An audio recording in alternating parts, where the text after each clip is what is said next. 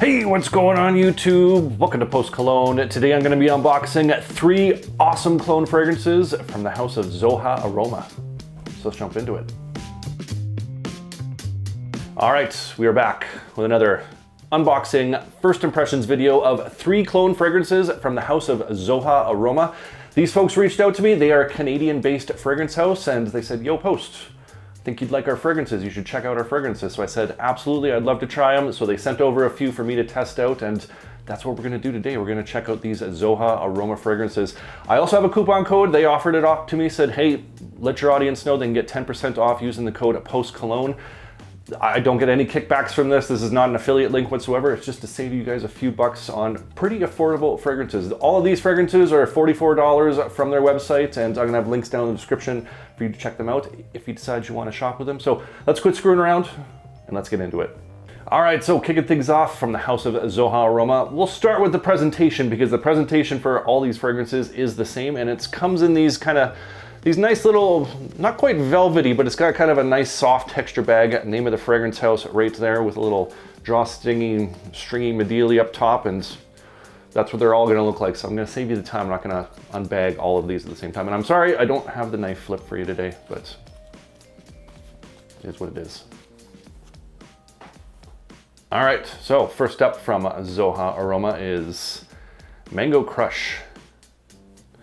So this apparently is a clone of God of Fire. Full disclosure, I have not had my nose on God of Fire. I have tried some other clones, but we'll see how this one compares. So bottle presentation on this, a pretty straightforward bottle presentation. Name of the fragrance right there. It does list off all the notes for your convenience if the camera is gonna pick that up on the side there. So that's always a little handy so you know what you're doing. And this is an eau de parfum concentration. Cap on this, lightweight plastic. And the atomizer on this sucker. Ooh, nice fat sprays, look at that. Excellent atomizer on this one. We'll definitely get the job done. But what does this smell like? So right off the rip, just smell this in the air. This is a really nice medley of some fruits that are coming through. There's a nice pop of some lemon that's there. And I'm picking up on some fresh spicy ginger that's there, but a lot of mango, berries, really nice fruit medley in the air. Let's get this on paper. I'm digging this. So right off the rip, just smell this off paper. A really nice balance of these like fresh spicy aspects, those fruity notes that are coming through. Little hint of some jasmine that's coming through. It has this nice muskiness, a little bit of amber coming through, but it's really about this mango, these fruits that are coming through. And you get that nice pop of the lemon and the ginger in here. Very kind of fresh, fruity, kind of has this tropical feel to it, but it's got a little bit, a little extra oomph to it, if you will. It's really nice.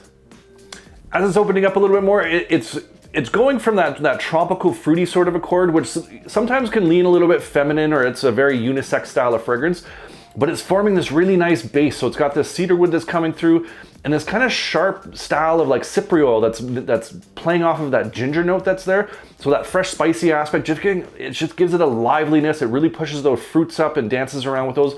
But because it has that kind of woody foundation that's coming through with that musk, it's got this kind of masculine but fruity fun sort of vibe going on to it. It's really quite nice. This is like the quality on this is really excellent. I'm digging this. Let's skip to the dry down, see how this unfolds, and we'll go from there. All right, back with the dry down of Zoha Aroma's Mango Crush. Been about an hour, let this settle down, do its own thing. The dry down on this is magical. I am really liking the dry down. The opening was very nice, but the dry down, this is really settled into a very nice fragrance. Still getting those fruity notes, that mango's still there. You're getting the kind of those passion fruits. That fresh spicy ginger is still there, so it's giving it a nice liveliness, working with that cypriol that's in the base. And there's this like vanillic, ambery, sort of woody profile that's going on in the base, adding some additional sweetness and like coumarin that's in here. That's just kind of elevating those fruit sweets, the fresh spicy aspects contrasting against it really nice. There is a note of oud that's supposed to be in here. I'm not picking up on any oud, to be quite honest. I am getting a little bit of a cedar wood that's coming through. And again, that plays really nice with the fresh spicy ginger, that cypriol that's there, but the sweet accords that are coming through that are mixing with those fruity accords, just really, really nice overall. This is fresh, fruity, has that kind of spicy liveliness going on to it, and it does have that kind of masculine lean when it comes to kind of fruity style of fragrances with sweetness. It does tilt on the masculine side, and I think this is going to be a fantastic spring and summer style of fragrance, and I'm really impressed. The quality on this is fantastic. They did a very good job on this one, so Mango Crush, I'm really impressed. I think this might be worth checking out. That's Zoha Aroma's Mango Crush. All right, next up from the house of Zoha Aroma is Passion for Oud. Now, presentation on this is the exact same as the other bottle, and this is apparently a clone of Maison Crivelli's Oud Maracuja. I know I'm pronouncing that wrong, but that's what this is trying to be a clone of. So I'm gonna skip you all that. Atomizer is gonna be the same, which it is, killer atomizer. So let's get this on paper. Let's dive in. So right off the rip, before I smell it off the test paper, just smelling this in the air.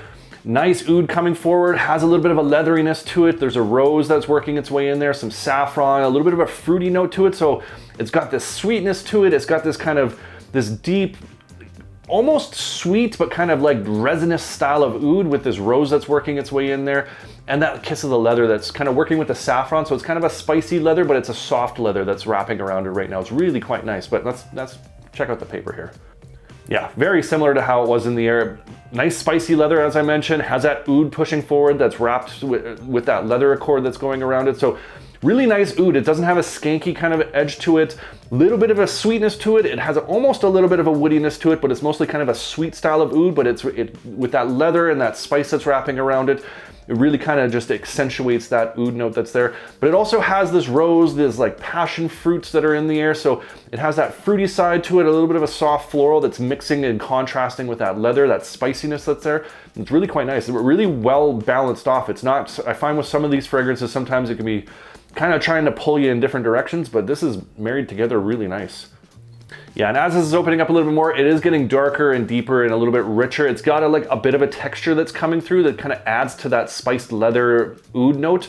So it's got this bit of an amberiness to it. There is a little bit of sweetness in here. The fruits have kind of died off a little bit and they are kind of sitting in behind now. So it is getting to be more of a kind of like a spicy, leathery oud style of fragrance with just some sweet touches around the edges to balance it off, but it has a really nice texture that's forming. So quite nice. It is transitioning, but let's skip to the dry down, see how this unfolds, and we'll go from there.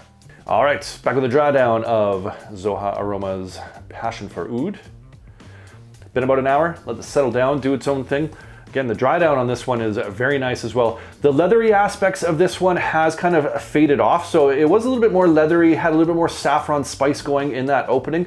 But as I got towards the dry down, it's kind of settled in a little bit more. You still got that kind of sweet oud that's working in there. You do have that leathery touch, but it has some nice sweet accords that are working in from those fruits that were at the top, and it has taken on kind of a little bit more kind of like an ambery benzoin style of like vanillic accord that's coming through, but it has this texture to it, this kind of almost resinous aspect that's working its way into it. So it's gotten a little deeper and a little bit richer, but the darkness I find is kind of getting pulled up a little bit from those lingering fruits that there and that sweet oud, and it's just a really nice balance. I'm not like a huge fan of the oud maracuja DNA. Like it's okay, but it's not my go-to. But I do like this one. It's not as like aggressive as that oud maracuja I find. I find that one's almost headache inducing, whereas this one's balanced off really nice. It is strong. It is the first thing I smelled when I stepped back into this room. So it does have that strength and that power, but it doesn't have that kind of like that aggressive nature to it. It's really smooth and just really well balanced, and I'm digging this one. It's a very nice fragrance, well put together. So pretty impressed with this one. I'm glad it didn't give me a headache. I was a little worried it might, but overall, Passion for Oud it's a winner. That's Zoha Aroma's Passion for Oud. All right, last, but hopefully not least, from the house of Zoha Aroma, we have Golden Ember. Now, this fragrance is supposedly a clone of Parfums de Marly's Auxerre, so I'm really excited about this one. Same presentation, assuming the atomizer is the same. Nice atomizer on this, so let's get this on paper. Let's dive in. So right off the rip, just smelling this in the air, undeniable, this is a Parfums de Marly Auxerre. This is really nice in the air. Has that cinnamon, that cardamom, that praline, bourbon, vanilla that's working in the air, that nice balance of that sweetness with those warm spices coming through. Really nice vanilla that's in the air right now. So undeniably, this is Parfums de Marly's Auxerre. So let's get this on. Let's give this a whiff off paper, shall we? Yeah, so right off the gate, smelling this off paper, very similar to how it was in the air. A little bit more of that kind of praline, candied almond, that Parfums de Marly kind of signature style of almond that I'm picking up off the paper. The spices are there. It has a little bit kind of a lightness to it, and in terms of like an airiness to it, not in terms of like a performance lightness. where it's almost got a little bit of a freshness to it, but it has that rich bourbon vanilla with those spices that are kind of contrasting against that. So it's nice right now. It's sweet, it's got that warm spice, it's got that nice kind of candied almond praline thing going on to it. I'm liking this. As it's opening up a little bit more, I'm noticing some ambroxan and musk starting to come forward, but it's really about this vanilla bourbon, this praline, this candied almond that's coming through with those warm spices. I'm noticing a bit of a tonka coming through, so it's adding a bit of almost a dusty texture, but it's running up against that kind of creamy bourbon vanilla right now and just kind of adding to that vanillic accord, giving it a little bit of depth and some character to it, and this is really quite nice. This is very similar to the Parfums de Marly, first of all, but it is a lot similar to the Fragrance World's Liquid Brune as well. But I'm finding this one's almost has a little bit more of a freshness to it, and the vanilla's coming across a little bit sweeter, which I don't mind. It's just a difference I'm noticing, and I have to get them side by side to really compare, but off the top of my head right now, that's what I'm noticing. But really well done version of the Parfums de Marly. I'm digging this one, but let's skip to the dry down, see how this unfolds, and we'll go from there. All right, back with the dry down of Zoha Aroma's Golden Ember. Been about an hour, let it settle down, do its own thing. While this was drying down, I decided I'm gonna pull out the Parfums de Marly and the Liquid Brune and kind of do a little side-by-side comparison here. And Golden Ember, Liquid Brune, very, very similar. Like, they're almost hard to tell apart in terms of how these ones smell. If I was to switch up these test strips, I'd have a tough time telling which one is which. Only distinction I would say is the Golden Ember. I'm finding the bourbon vanilla is kind of pushing forward a little bit more, but the praline is still there, the warm spice is still there, that candied almond accord is still pushing forward. I'd say maybe the candied almond's coming forward a little bit more in the Golden Ember compared to the Liquid Brune, but the two of them are very, very similar. And in comparison to the Parfums de Marly, I find both of these kind of have a little bit more added sweetness and a little bit more push than the Parfums de Marly, but again, this is a $400, $300 fragrance or whatever, so it does have that smoothness, and the blending of this, it just kind of works a little bit better in that sense if you're being real kind of snobbish about it. But Golden Ember, really, really well put together. I am digging this fragrance. I think they did a fantastic job of getting that DNA. And when it comes to kind of competing with those other clones like the Liquid Brune out there, I think this one is going to give it a run for its money, pending performance. Really happy with this one. Really good job. That's Zoha Aroma Golden Ember. All right, so there you have it. That's 3 awesome fragrance clones from the house of Zoha Aroma. I'm really impressed. These are really nice fragrances, and I think it's important to kind of support some of your local fragrance houses.